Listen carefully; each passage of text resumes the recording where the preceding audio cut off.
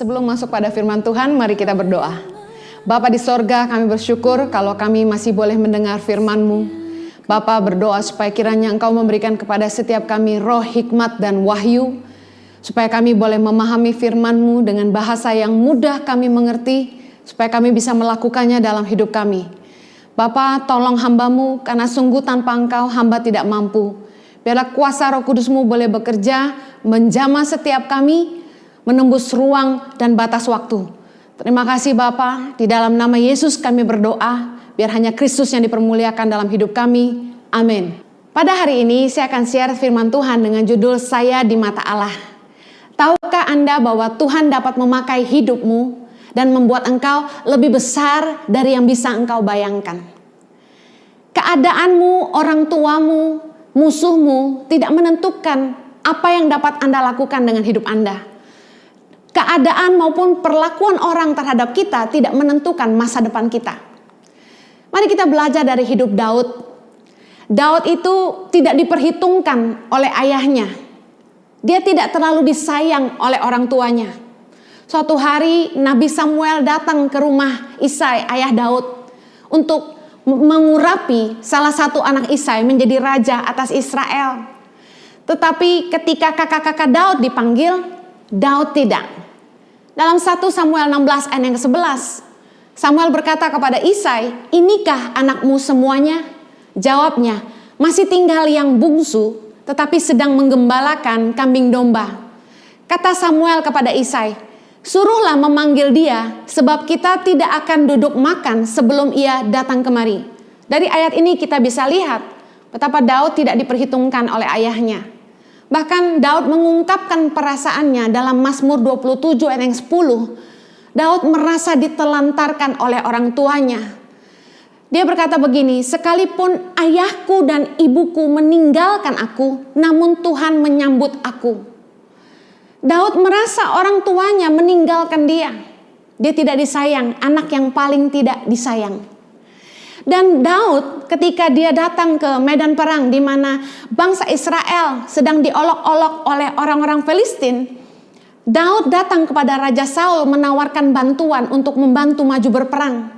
Tapi Raja Saul malah meremehkan Daud. Dalam 1 Samuel 17 ayat yang ke-33, Raja Saul berkata begini, "Tetapi Saul berkata kepada Daud, 'Tidak mungkin engkau dapat menghadapi orang Filistin itu untuk melawan dia, sebab engkau masih muda, sedang dia sejak dari mudanya telah menjadi prajurit.'" Ya, dalam bahasa kasarnya, "Emang kamu siapa?" Daud dipandang rendah oleh Saul. Dan tidak hanya itu, Daud dihina oleh musuhnya, yaitu bangsa Filistin. Dalam 1 Samuel 17 ayat 42 dikatakan, ketika orang Filistin itu menunjukkan pandangnya ke arah Daud serta melihat dia, dihinanya Daud karena ia masih muda, kemerah-merahan dan elok parasnya. Orang Filistin menghina Daud karena penampilannya yang seperti anak kecil. Saya mau bilang, seorang Daud tidak diperhitungkan orang tuanya, tidak dianggap oleh rajanya, bahkan dihina oleh musuhnya, tidak membuat Daud lemah dan patah semangat. Daud sama sekali tidak menyalahkan orang tuanya, tidak menyerah karena keadaannya, dan dia tidak menjadi lemah ketika dia dipandang rendah oleh raja dan musuhnya. Daud di dalam pergumulan hidupnya, dia membangun kepercayaannya kepada Tuhan. Dan dia fokus kepada apa yang dipercayakan dalam hidupnya, yaitu melindungi domba-dombanya. Dikatakan dia melawan singa dan beruang untuk melindungi domba-dombanya. Di dalam 1 Samuel 17 ayat 37, Daud berkata begini, "Tuhan yang telah melepaskan aku dari cakar singa dan dari cakar beruang, Dia juga akan melepaskan aku dari tangan orang Filistin itu."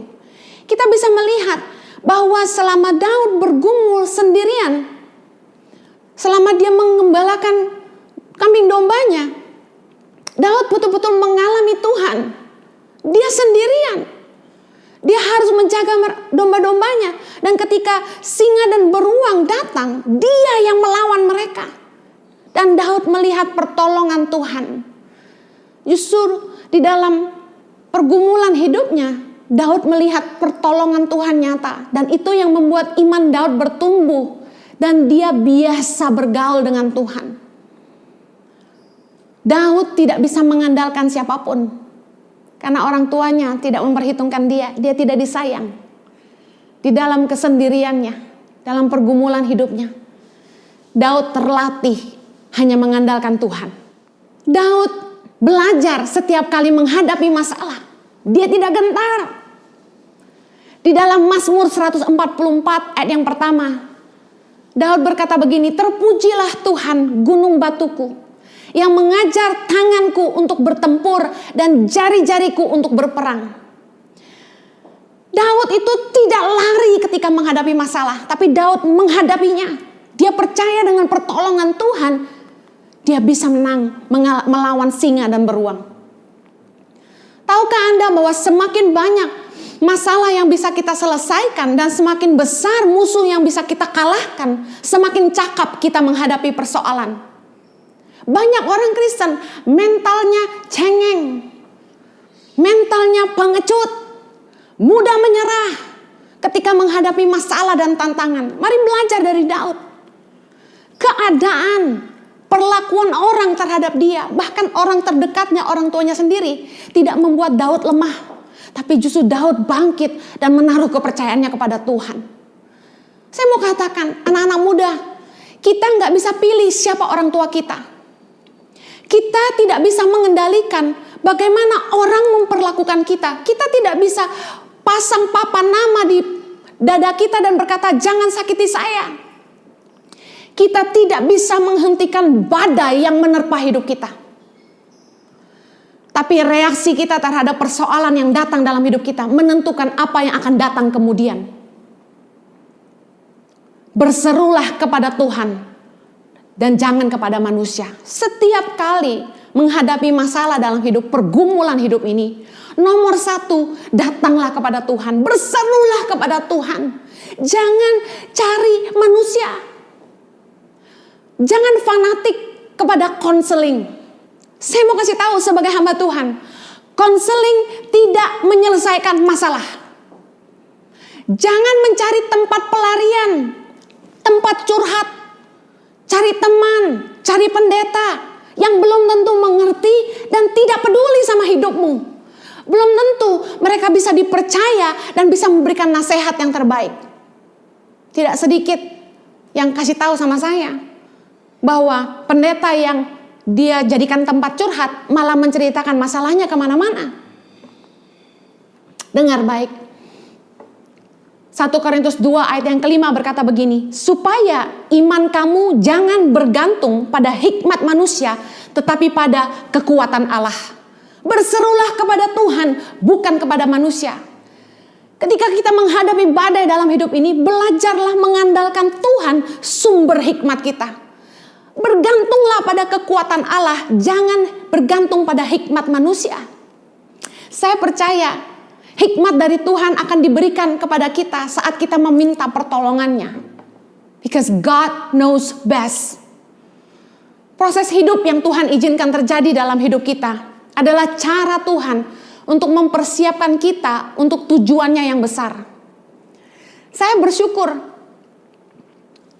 Tuhan itu sudah mempersiapkan hidup kita jauh sebelum kita menghidupi rencananya hari ini. Proses hidup itu Tuhan izinkan terjadi untuk menghantar kita kepada rencana Tuhan yang sempurna. Dari kecil saya terbiasa tidak bisa mengandalkan diri kepada orang tua. Saya pernah cerita di khotbah saya yang lain bahwa orang tua saya meninggalkan saya umur 11 tahun. Saya harus berjuang, dibuang sekolah ke Australia, harus bekerja keras untuk bisa melanjutkan sekolah, untuk membiayai hidup saya. Dan bagaimana saya mengalami begitu banyak kesulitan hidup, punya pemimpin yang mengecewakan, dan justru di saat-saat itulah saya mengalami Tuhan dengan luar biasa. Dan saya mengerti apa yang dialami Daud ketika dia tidak bisa mengandalkan siapapun, ketika yang dia harapkan bisa melindungi dia, tidak ada untuk dia. Biasanya kalau anak kecil itu dibully di sekolah, dia bisa kasih tahu temannya, "Gua kasih tahu bapak gua loh ya." Itu saya nggak pernah bisa. Ketika di sekolah, orang tua datang untuk acara anak-anaknya, acara wisuda dan sebagainya, orang tua saya tidak ada untuk saya. Apa yang bisa kita andalkan selain Tuhan? Mungkin masalah hidup saya berbeda dengan masalah hidup Anda. Tapi kita sama-sama tiba di satu titik di mana pada akhirnya kita menyadari tidak ada yang kita bisa andalkan selain Tuhan. Tidak ada yang lebih mengasihi kita lebih dari Tuhan. Percayalah bahwa proses kesulitan-kesulitan hidup, badai yang menerpa hidup kita akan mengasah iman kita, membentuk karakter kita, dan mempersiapkan kita untuk sebuah rencana Tuhan yang lebih besar bagi kita.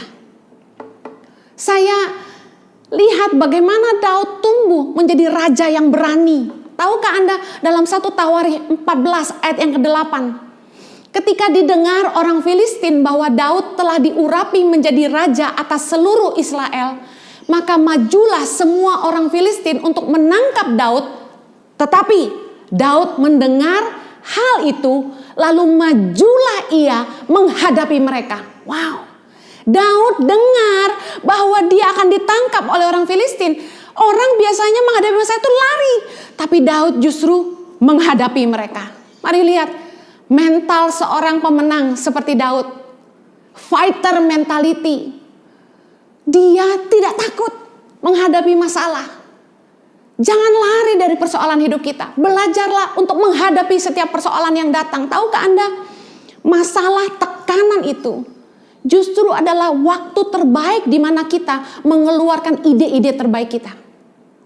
Karena biasanya saat terjepit, kita jadi lebih cerdik. Kita jadi lebih belajar bagaimana kita harus mengambil keputusan yang paling tepat di saat terjepit. Daud itu terbiasa mengandalkan Tuhan. Makanya ketika dia jadi raja, dia selalu bertanya kepada Tuhan. Dalam 1 Tawarikh 14 ayat yang ke-10, bertanyalah Daud kepada Allah, "Apakah aku harus maju melawan orang Filistin itu, dan akankah kau serahkan mereka ke dalam tanganku?" Tuhan menjawab, "Majulah, aku akan menyerahkan mereka ke dalam tanganmu." Saya ngalami di masa di mana saya nggak bisa mengandalkan siapapun selain Tuhan. Saya selalu duduk dan menyembah Tuhan. Dan saya cuma bisa bilang sama Tuhan, "God help me." Tuhan tolong saya. Kadang-kadang di shower, saya kalau nangis sama Tuhan, saya nggak bisa ngomong semua masalah saya cuma bisa bilang, "Lord help me." Saya cuma bilang gitu. Dan saudara tahu, saya terbiasa mengandalkan Tuhan dari kecil. Makanya untuk apapun yang saya harus lakukan, termasuk untuk Tangan Pengharapan, saya selalu mengandalkan Tuhan dan selalu bertanya Tuhan setiap tahun, "Tuhan, apa yang kau mau aku lakukan?" Daud terbiasa mengandalkan Tuhan, makanya dia selalu menang. Proses hidup itu membuat kita rendah hati, karena kita tahu semua karena pertolongan anugerah Tuhan. Daud itu sebagai raja, dia sangat rendah hati. Tidak seperti Saul yang sombong. Dalam 1 Tawarikh 14 ayat yang ke-11, lalu majulah ia ke Baal Perasim, dan Daud memukul mereka kalah di sana. Berkatalah Daud, "Allah telah menerobos musuhku dengan perantaraanku seperti air menerobos." Sebab itu mereka menamakan tempat itu Baal Perasim. Daud tidak bilang, "Karena aku kuat, karena aku hebat, aku menang." Tetapi Daud berkata, "Allah telah menerobos musuhku dengan perantaraanku seperti air menerobos." Orang yang mengalami proses hidup yang keras dan melihat tangan Tuhan yang menolong hidupnya, nggak akan berani sombong. Karena dia tahu tanpa Tuhan nggak mungkin. Makanya saya juga nggak berani sekali-kali ngomong karena saya tangan pengharapan bisa. Karena dijauhkanlah kiranya dari saya mengatakan hal itu. Karena saya sampai hari ini dengan sesadar-sadarnya yakin kalau saya bisa dipercaya Tuhan kasih makan 5.000 anak Indonesia, mengirim ratusan guru ke seluruh tanah air, ke pelosok-pelosok Indonesia, membangun sekolah, mengobati pasien sakit di Nusa Tenggara Timur setiap bulan, dan lain sebagainya. Itu bukan karena saya dan Jojo, tapi semuanya karena Tuhan. Mana mungkin seorang pembicara kecil seperti saya mau kasih makan 5.000 anak? Nggak mungkin. Bahkan untuk hidup saya sendiri, bayangkan selama wabah COVID-19, saya dan suami tidak bisa melayani kemana-mana. Bagaimana kami hidup sementara dari situlah selama ini Tuhan menghidupi kami. Tapi betapa Tuhan memelihara hidup saya dan keluarga. Tuhan menggerakkan beberapa orang untuk menolong kami setiap bulan untuk survive. Betapa Tuhan kita hebat. Jangan pernah sekali-kali bilang karena saya. Tapi katakanlah seperti ini, tanpa Tuhan tidak akan bisa. I am nothing without you, Lord. Saya bukan siapa-siapa tanpa Tuhan. Tanpa kasih karunia-Nya, siapa kita? Tuhan bisa memakai hidupmu dan membuat engkau lebih besar dari apa yang engkau sanggup pikirkan. Dalam 1 Korintus 1 ayat yang ke-27 dikatakan begini. Tetapi apa yang bodoh bagi dunia dipilih Allah untuk memalukan orang-orang yang berhikmat. Dan apa yang lemah bagi dunia dipilih Allah untuk memalukan apa yang kuat. Apa yang bodoh bagi dunia dipilih Allah untuk memalukan orang-orang yang berhikmat. Apa yang lemah bagi dunia dipilih Allah untuk memalukan apa yang kuat. Kalau hari ini Anda merasa Anda kurang pintar, kurang hikmat.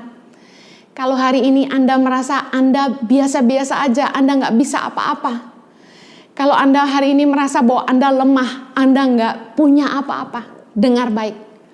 Tuhan itu senang memakai orang yang bodoh bagi dunia. Dan Tuhan itu senang pakai orang-orang yang dianggap lemah sama dunia.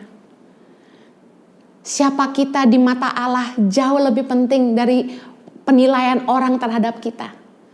Dulu waktu saya masih sangat muda, saya sering sekali dihina sama keluarga, dihina sama sepupu, dihina sama teman-teman, dihina sama orang-orang yang saya kenal. Apa yang mau diandalkan dari seorang anak yang besar tanpa orang tua? Apa yang mau diandalkan dari seorang anak yang gak punya apa-apa? Saya masih ingat setiap minggu saya harus jualan kue selesai ibadah gereja. Saya mau kasih tahu, kalau hari ini Tuhan bisa mengizinkan saya dan Jojo menolong begitu banyak anak-anak, menyekolahkan mereka, semua karena kemurahan Tuhan. Kita bukan siapa-siapa, tapi kalau kita percaya bahwa Tuhan mengasihi kita dan Dia punya rencana yang luar biasa buat hidup kita, Tuhan sanggup memakai kita jauh lebih besar dari apa yang kita sanggup pikirkan maupun doakan. Bersama Tuhan kita bisa. Jangan pernah menyalahkan orang lain untuk keadaanmu hari ini. Jangan punya victim mentality. Daud tidak menyalahkan orang tuanya yang menelantarkan dia. Daud fokus kepada apa yang dia harus kerjakan, yaitu melindungi domba-dombanya. Dia mau melakukan yang terbaik yang dia bisa.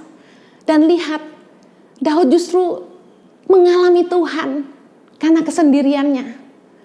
Bersyukurlah untuk apapun yang terjadi dalam hidup kita. Nggak ada yang kebetulan. Tuhan izinkan terjadi supaya kita sendirian dengan Tuhan dan iman kita bertumbuh karena kita mengalami Tuhan. Jangan pernah menyerah sama keadaan. Meskipun keadaan kayaknya nggak mungkin. Saya dulu mau sekolah aja susah. Nyicil-nyicil uang sekolah sampai 1 hari. Nggak punya uang cukup buat bayar uang sekolah. Saya pernah share di khotbah saya yang lain bagaimana saya sampai harus berhutang sama gereja $250 Australia untuk bisa bayar sekolah saya kalau nggak saya dipulangkan. Kekhawatiran saya kalau dipulangkan adalah saya nggak tahu saya harus pulang kemana, karena saya nggak tahu orang tua saya di mana. Belajarlah bertanggung jawab atas hidupmu sendiri. Jangan salahin orang lain, jangan salahin keadaan, jangan menyerah. Bertanggung jawablah atas hidupmu sendiri. Life is not easy, so what? Fight, bangkit, berjuang. Jangan doyan konseling. Saya mau kasih tahu, untuk jadi qualified counselor, orang tuh perlu sekolah, perlu punya pengalaman. Kita datang ke teman curhat-curhat, belum tentu pendapatnya itu tepat. Kita datang sama pendeta cerita masalah kita, belum tentu dia peduli juga sama kita. Dan bagaimana keadaan orang-orang yang kita jadikan tempat curhat waktu mereka memberikan nasihat? Jangan-jangan mereka juga lagi galau. Tempat cerita yang terbaik adalah Tuhan. Larilah sama Tuhan, karena Tuhan tuh sumber hikmat. Saya terima banyak banget orang pengen konseling di IG, di YouTube. Saya bukannya nggak mau nolong saudara. Begitu banyak konseling yang masuk. Saya ingin melatih anak-anak muda. Ayo ngandalin Tuhan. Mari setiap anak-anak Tuhan, jangan menyerah sama keadaan. Datang sama Tuhan, minta hikmat Tuhan, apa yang harus engkau lakukan. Di masa-masa ini, harusnya keadaan di mana kita terjepit ini membuat kita jadi lebih dekat sama Tuhan, ngandelin Tuhan, dan kita jadi lebih kreatif untuk mengerjakan hal-hal yang sebelumnya belum pernah kita lakukan. Dan bagaimana kita mengantisipasi keadaan ini yang mungkin bisa terjadi lagi satu hari nanti. Tapi bukankah ada hal-hal baik dengan keadaan yang kita alami hari ini, di mana orang tua fokus kepada anak-anaknya, mesbah keluarga kembali dibangun, dan kita kembali kepada esensi kehidupan yang sebenarnya, bahwa harta kita, semua kemewahan yang kita miliki jadi tidak ada artinya. Tapi kebersamaan bersama keluarga, asal cukup makan, cukup pakai, dan kita sehat, itu sudah luar biasa. Jangan menyerah sama keadaanmu, selalu mengucap syukurlah. Percayalah, siapa engkau di mata Allah jauh lebih penting daripada pendapat orang lain. Bahwa Tuhan bisa memakai hidupmu jauh lebih hebat, jauh lebih besar dari apa yang engkau pernah bayangkan. Mari kita berdoa. Kiranya kasih karunia-Mu ya Tuhan, menolong kami, memampukan kami untuk bangkit dari keterpurukan. Berikan hikmat kepada setiap kami. Di saat-saat kami tidak berdaya, kami hanya bisa mengandalkan Tuhan. Berbicaralah buat kami. Biarlah roh hikmat dan wahyu Engkau berikan kepada kami, supaya kami boleh mengerti apa yang harus kami buat dalam hidup kami. Bapa, hamba-Mu berdoa berikan kekuatan kepada setiap kami. Dan biarlah masa-masa di mana kami menghadapi badai kehidupan, kami boleh mengalami Tuhan. Karena pengalaman iman dengan Tuhan tidak tergantikan. Terpujilah nama-Mu dalam hidup kami. Pakai hidup setiap anak-anak muda dan setiap orang yang menonton khotbah ini Tuhan. Di dalam nama Yesus kami berdoa.